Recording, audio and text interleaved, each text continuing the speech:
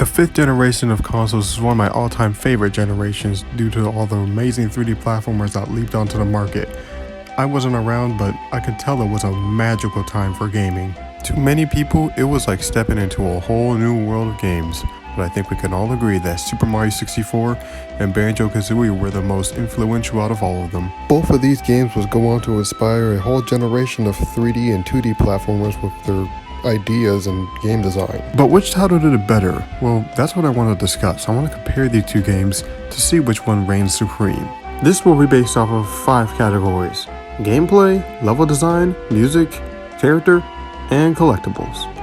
Let's get to comparing.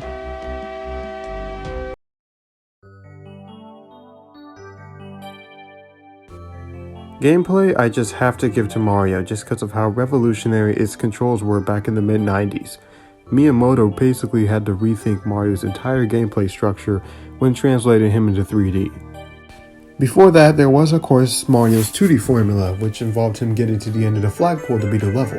While that did work, Nintendo knew that Mario needed to try something new in order to fit in with the new 3D era of games. Thus, the star system was born, the formula where Mario explores each level and collects different stars to progress during the game.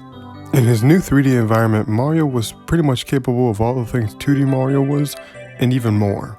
Mario could now punch, kick, dive, throw things, swing things around, wall jump, and even slide around, and it was all available from the start. Banjo-Kazooie certainly added to this formula by adding all types of moves and abilities to the moveset. But you see, when Banjo hit the scene, he did things a bit differently. There was this one character named Bottles that would go around each level, teaching you all different types of moves and abilities for you to use on your adventure. My personal favorite is the Wonder Wing. You hold down the Z button and you can run through any obstacle without taking damage. It was real fun to use. Banjo-Kazooie ended up having so much more to its moveset than Mario. So why do I prefer Mario's formula over Banjo's? While Mario 64 had a more limited moveset, you had them all from the start and it felt more free and fluid on what you could do with Mario. Banjo-Kazooie had you learning all of your moves throughout the game, and while that's actually a pretty good formula, it felt really slow and kind of time-consuming in comparison. Score 1 for Mario.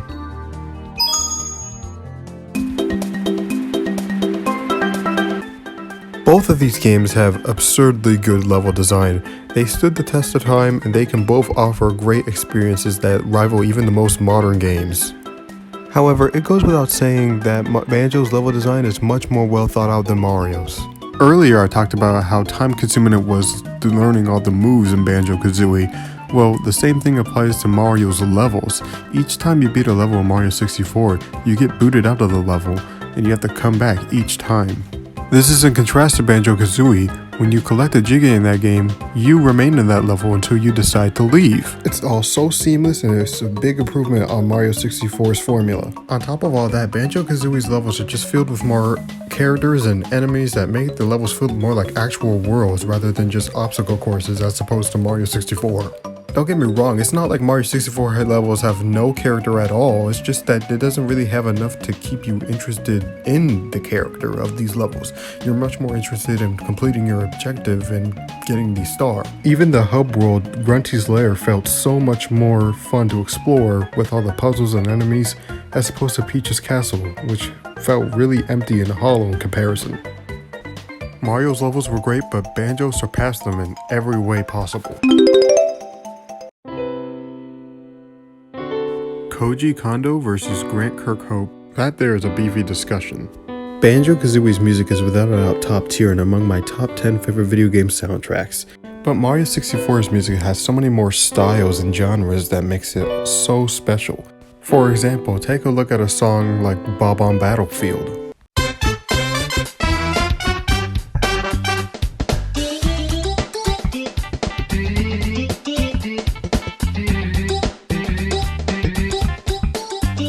Compare it to Bowser's theme and you just get a completely different vibe.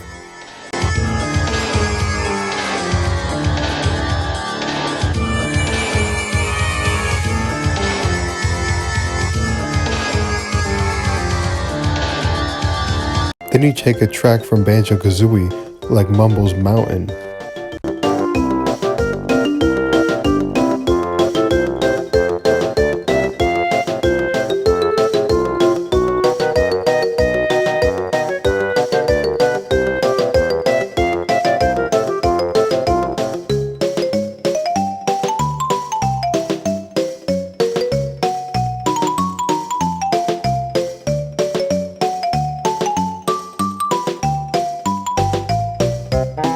Then we compare that to Spiral Mountain.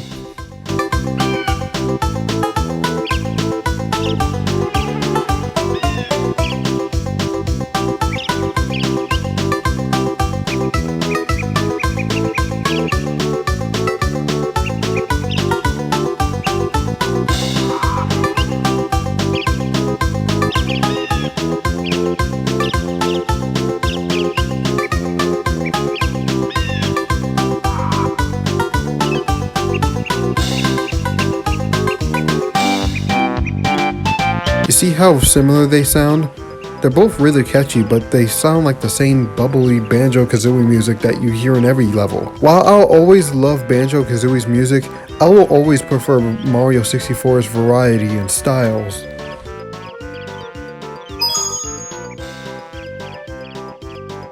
Not only does Banjo-Kazooie have more characters than Mario, but they also got more entertaining characters at that, like Gruntilda.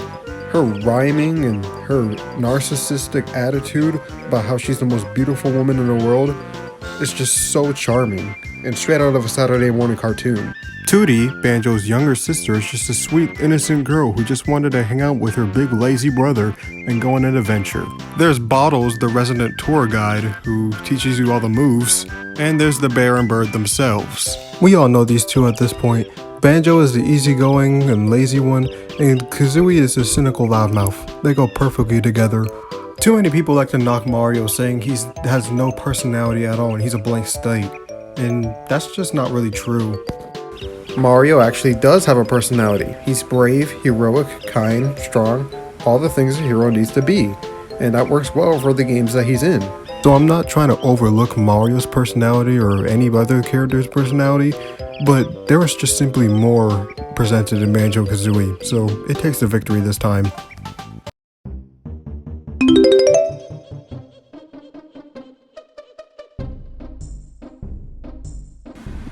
Now let's get to what these games are really about, the collectibles. These are collectathons after all, so let's talk about which items we can collect in the games and compare them.